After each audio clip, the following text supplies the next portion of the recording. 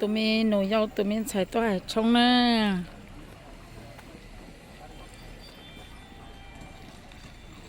nhà lối xà lê mà thấy cậu ó phá nên gạo trí nữa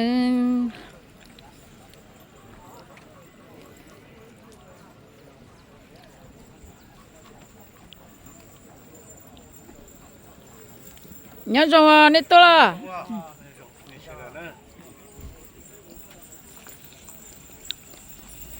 to lại lơ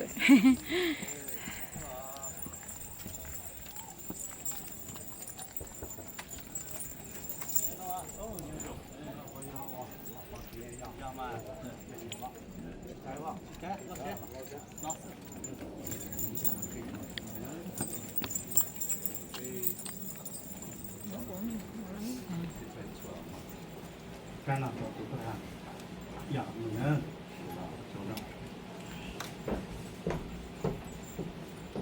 cái nào cho nó chỉ ăn cái quá trình sinh hoạt của nó cái chế sản phẩm là những sản phẩm của sản phẩm những sản phẩm mình giải phóng một phần của sản phẩm nó là chính cái này có nó còn có những nó là cái yếu tố trong cái nó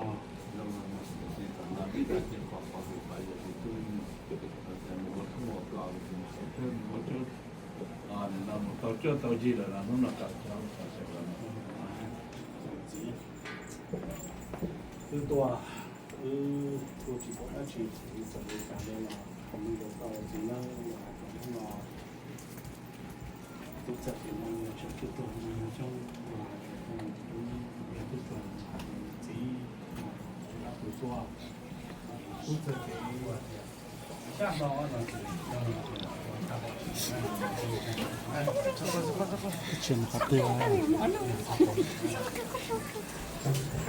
第二，那么搞这个经常我们那个到时候呢，第二，这个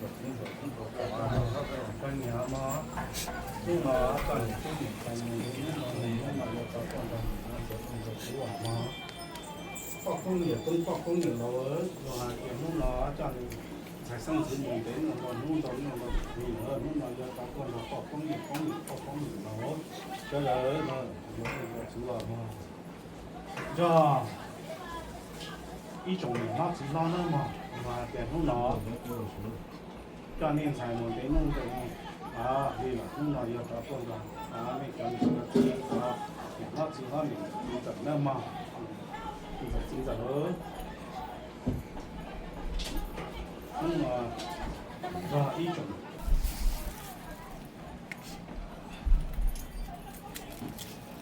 đó ý chuẩn đã lồng sẽ đờ mà và tiền lúc nó cho nên cũng hiện tại một cái lúc nó giờ toàn tuần rồi đã lồng này sẽ đờ rồi đó ý chuẩn một không gì đâu nữa và tiền lúc nó ta tuần xài cho chị kì theo lắm hay do lời của chị lắm còn chạy thì chơi cho họ bên đây tổ có cô nói cho nên nè nữa nói cho nên cho sister chắc chắn là những món nhà món nhà họ chơi những món nhà chơi mua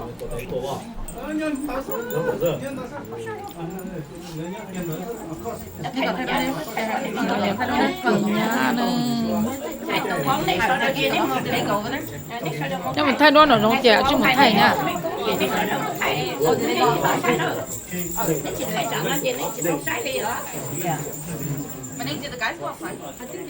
From mom all the way to the end over here next to shop and I mean yeah.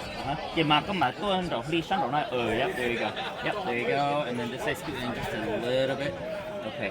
Yep, there you go. Okay, and then smile. Mà cái nhớ chữ lo tận đi nó mean yeah. Yeah, there you go. Yep, right there. And then smile this way. And then my name, you and the rest of the girls scoot out. So there will be a gap in the middle. Yeah, because món này gì lên á. So Yep, there you go. The side scoop out a little bit more. Yep, there you go. Okay, you got it. Okay, right there, smile this way, right there. Ready, 1, 2, 3. One more. Ready, and 1, 2, and 3. See there, one more time. Ready, and 1, 2, and 3. Okay, got it.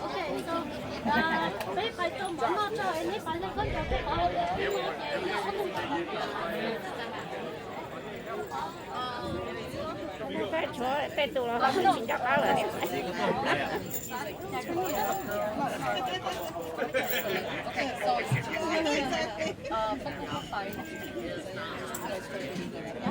Oh no, the brother and wife outside. đó lỡ sợ anh ra chị sợ nó phải đi ra. Yeah, brother and wife outside.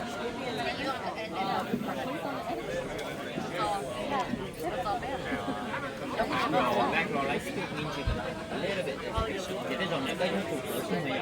Rồi chỉ sẽ rất chỉ tí nữa không means you can rồi vậy. cứ nói một hoa trò cho cũng nhang cô chính tỏ nó chỉ giờ lo cha li anh hoa mất tu nhà cá là trong cá ta cho bún say con hoa lũ trong con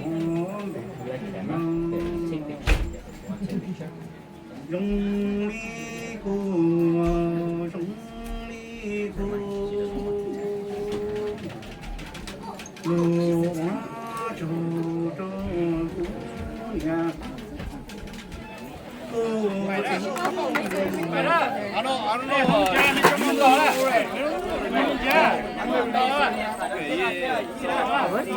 She went inside.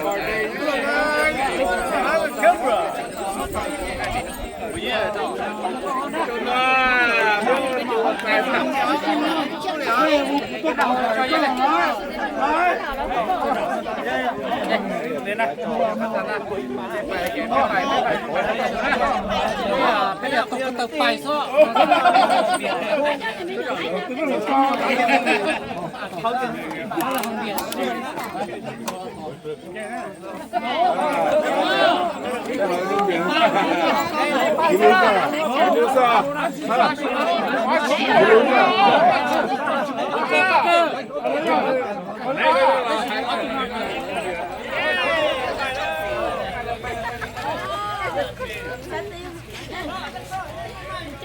chết lỏ lô chết lỏ lô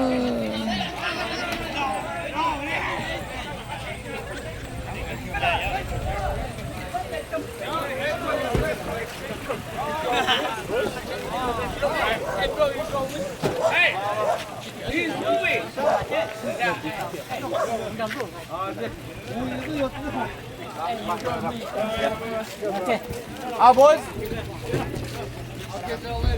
See, let's go.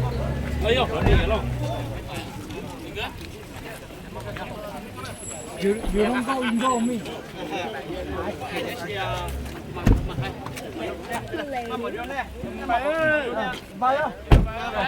Đi rồi.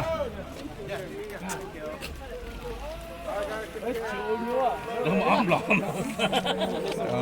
Mình chỉ đây. Cho bé mua cho nó ăn cho bà đi. Mình chỉ đây.